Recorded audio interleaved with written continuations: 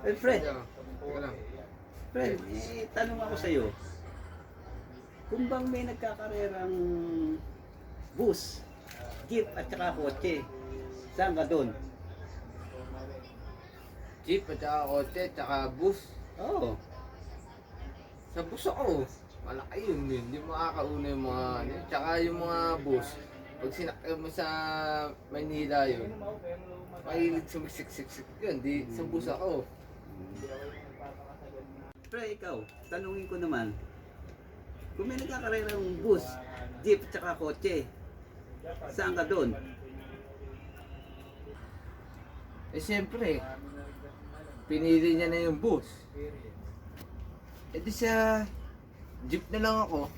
Para mas maganda. Ikaw, pre, di napili na ng dalawa yung bus at saka yung jeep. Di kotse na lang natitira. Saan ka doon? Di sa kotse ka na lang.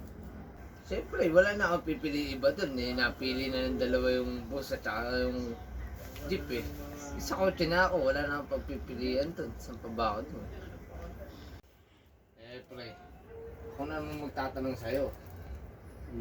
Yung jeep at saka yung bus at saka yung kotse sa nagkakarera na yun na tatlo. Saan ka dun? Di siyempre sa tabi. Bakit sa tabi? Di siyempre, kumasagasaanan ako.